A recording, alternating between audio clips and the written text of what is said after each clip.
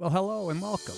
My name is Mark Epner. I'm a Chicago-based pilot with over half of my 2,000 plus hours in a Cirrus SR-22. Currently, I fly this 2011 normally aspirated G3, but also fly other aircraft when the opportunity presents itself.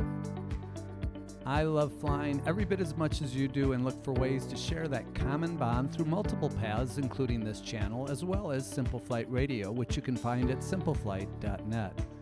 My goal for the channel is to share my passion for aviation with others that share that same sentiment and do so with an eye towards proficiency, safety, and fun. To a pilot, this is music to our ears. The sound of a turbine engine spooling up represents a daily reality to a very small percentage of general aviation pilots and a significant dream to many more. For me, I fit in the latter group.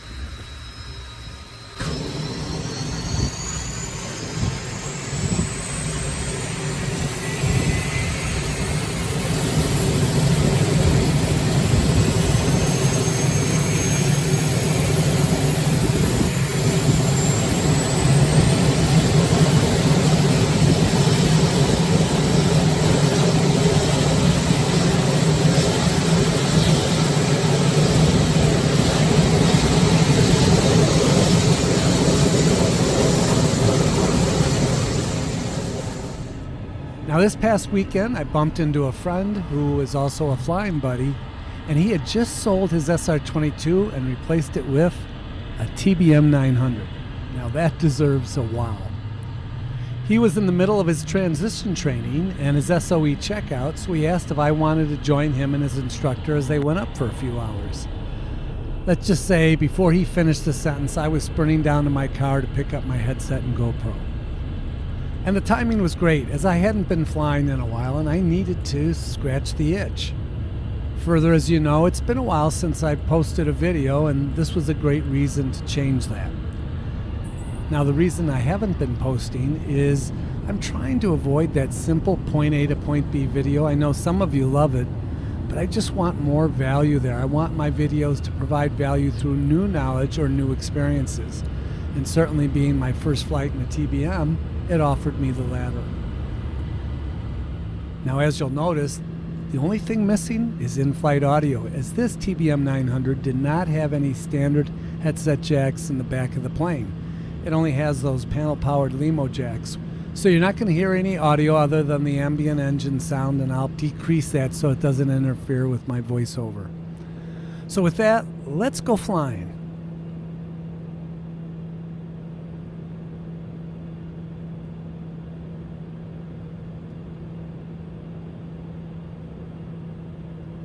My first impression was with the cabin comfort, and I shouldn't have been surprised because my buddy said this was made with passenger comfort in mind.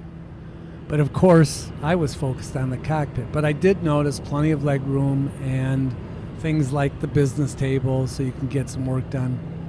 But in the cockpit, I immediately saw this beautiful G1000 NXI. The panel was laid out perfectly, a lot of glass, everything was in easy reach, comfortable throttle. I mean, just from left to right, up to down, it was perfect.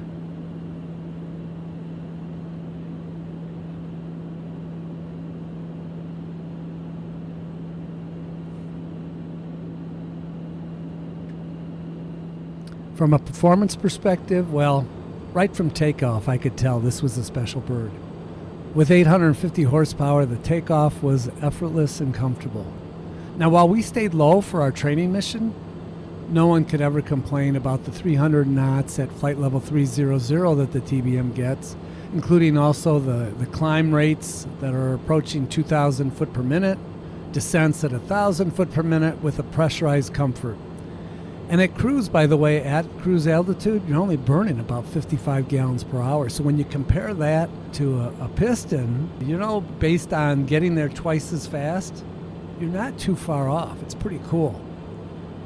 You can tell already I'm starting to rationalize how I can try and convince my family that I need to get this.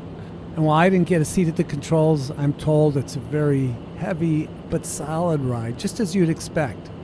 It's a cruising machine looking for a mission.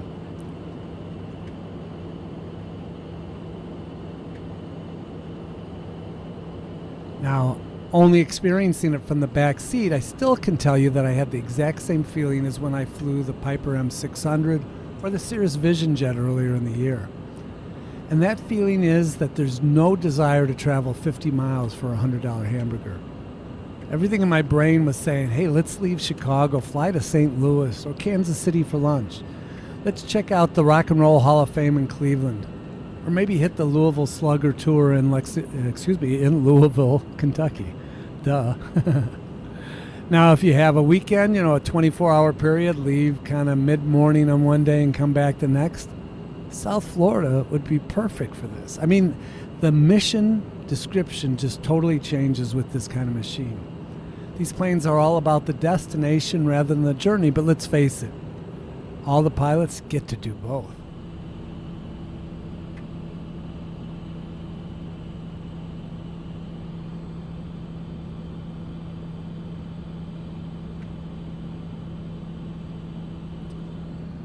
As far as the flying experience, I wasn't surprised because my buddy is a great pilot, but it was just so nice to see in his few days with the airplane his expertise come through, a steady hand on the throttle.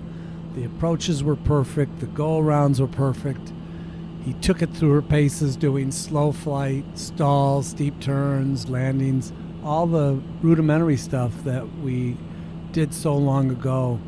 And it was just effortless. And it made me quite honestly say, I want to do this. I want to get into an airplane for 7, 8, 9 days straight and just spend all day learning how to fly it. What a great experience, I'm sure, for my friend. And again, I'll mention it. Even though I wasn't in the front seat, I'm kind of the guy that was in Cloud 9.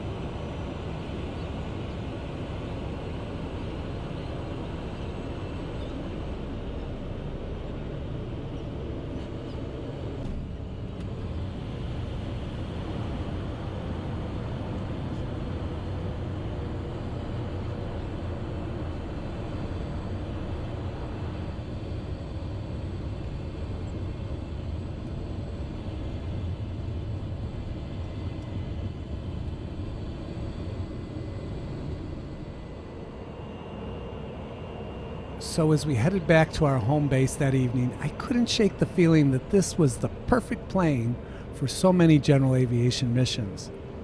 Obviously, anyone that can make and does make the transition from piston to turbine is taking general aviation to a new level. For me, my flight was 4 days ago. But you know what? I'm still smiling. Thanks for the ride along. And until next time, blue skies and tailwinds.